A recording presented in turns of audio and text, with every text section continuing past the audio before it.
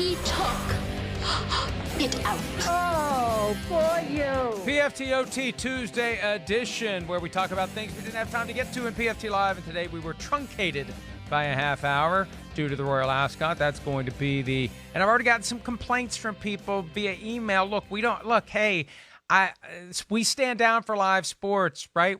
You still get 90 minutes of the show. I'm glad that you're upset that we're not on, but you still have other ways to consume the content like PFTOT. So we're still here for a little bit longer, not a full half hour. We got some things to talk about. Chris, it is weird, though, that because in the past when we've been cut short, we still had the radio show that lasted for a half hour, and we still did that. This time around, we're just done. It's a 90-minute day. I feel like we're stealing money today.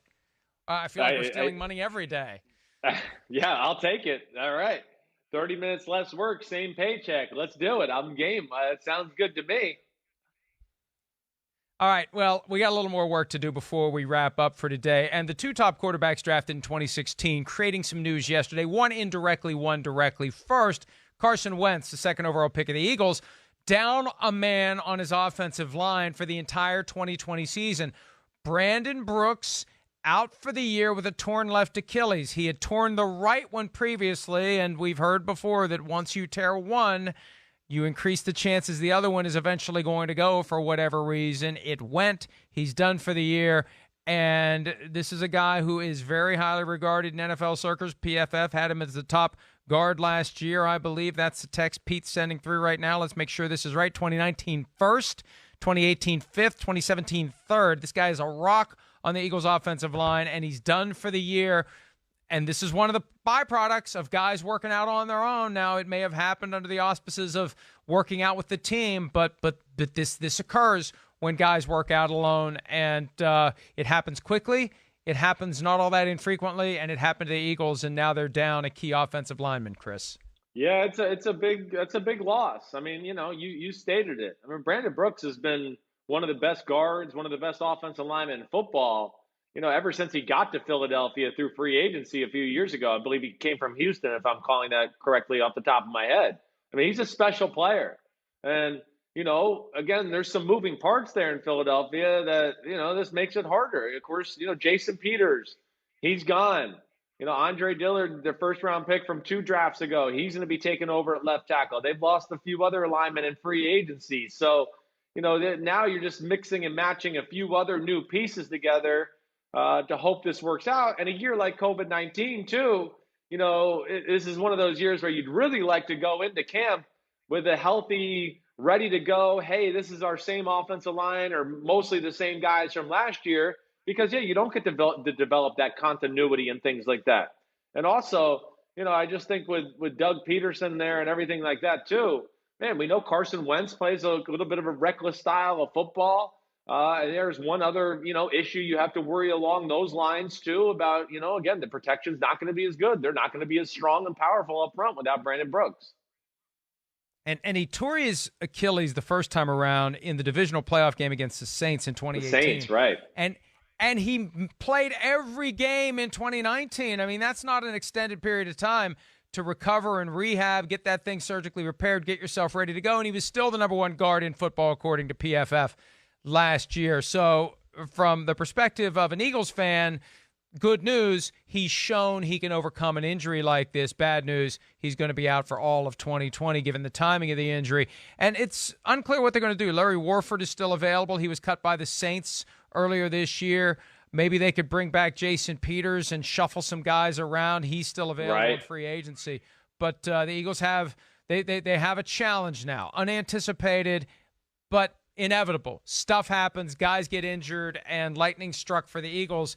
And it's a challenge they're going to have to deal with. At least they have time to do it. It's always worse when it happens week 1 of the regular season. They've got 3 months to come up with a plan. They've got all of training camp to get that plan in place. It's much, much worse when it happens early in September than if it happens in June, Chris. Yeah, there's no doubt about that. Now, I mean, you're not going to replace the talent of the player, but you're right. They'll be able to at least have time here to formulate a plan and figure out what they want to do as far as depth of the offensive line. Start having conversations to like what you said, Mike. How do we want to shuffle guys around? Oh, we could do this. We could do that. Have a lot of different contingency plans and everything like that. But, to me, where it's a blow, and, I don't know why, but I kind of root for the Philadelphia Eagles. I really like Doug Peterson. I'm a big fan of Carson Wentz. I think, too, where it's a big blow to them is, I'd like to have seen them get back to a little bit of their ways that got them to the Super Bowl, which was play through the power run game a little bit more, and then the RPOs and things off that, which were very effective. And I feel like they got away with that last year. There was a lot on Carson Wentz's shoulders. And, when things like this happen, I worry that a lot's going to be on Carson Wentz's shoulders once again. So we'll see. It's a shame. That's a big loss. But in fact, Mike, I'm kind of shocked it hasn't happened more already, just because, I would think, guys, who knows what they're doing in this environment, training by themselves, how good a shape they're in. Are they overdoing it in a workout when they're not really ready to be there or do that type of workout yet? There's no. Oh, and Chris froze up. Oh, we got through all of the technological difficulties during the live show. And there's Chris. Look at that one. That picture's not as good as the one that we used today throughout the program of the surprised face. But I think we should save this one and use it tomorrow when we unveil number 12 on the Chris Simms Top 40 Quarterback Countdown. That one's growing on me fairly quickly. The other point we're going to discuss, and if we get Chris back, so be it, Jared Goff expressing confidence that the truncated season, at least the absence of an offseason program, the limited opportunities to get ready for the 2020 campaign, actually benefits the Rams. I do think that we have an advantage offensively with the same system, the same players, and everything.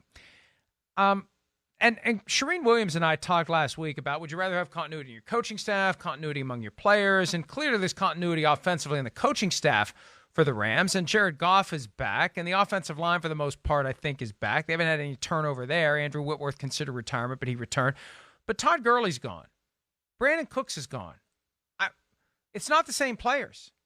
It's not. Who's your number one receiver? Who's your guy that's going to command double coverage? Who's the guy that's going to stretch the field? Who's the guy that's going to make it easier to do the things across the middle and underneath that are easier to do when they're paying attention to Brandon Cooks? Who's that guy going to be?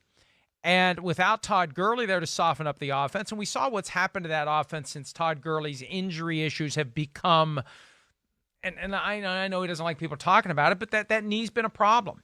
2017, it wasn't. He was the offensive player of the year. 2018, for most of the year, he was good to go, even though he was fighting through it, according to Maurice Jones-Drew. He had a strong season. Late in the year, it became a problem. In the postseason, it was a problem. And that's when, especially in the Super Bowl, the Rams fizzled out. And now Gurley's gone. Now Cooks is gone. I don't know that I would have the same level of confidence that Jared Goff has when it comes to declaring that there is continuity as it relates to the same players. A lot of the players are the same, but their running game is going to be dramatically different. And I think that whether or not they have an effective running game is going to be a huge factor in whether or not they have an effective passing game, because the two tend to go together. And the defense is undergoing changes as well. And those two things tend to go together, because the more pressure your defense is putting on your offense, if your defense isn't getting the job done and your offense has more urgency and has to abandon the running game and becomes predictable in the passing game, and you don't have a guy who can stretch the field and command double coverage, and you're in a very difficult division with the Cardinals and the 49ers and the Seahawks, I don't know that I'd be so optimistic if I was Jared Goff. Then again, the guy's making $33.5 million. He can afford to be however he wants to be. They ain't going to come take the money away from him. Worst case scenario is they decide in a couple of years he's not the guy. Until then, he's making $33.5 million a year. So either way, Jared Goff wins. Chris Simms didn't make it back today. Chris, we missed you in these final few minutes. I tried not to say anything bad about you. I prefer to say the bad things about you to your face. I get a chance to do it tomorrow morning on PFT Live, 7 a.m. Eastern on NBCSN. Check us out around the clock at ProFootballTalk.com. We'll see you back here again today.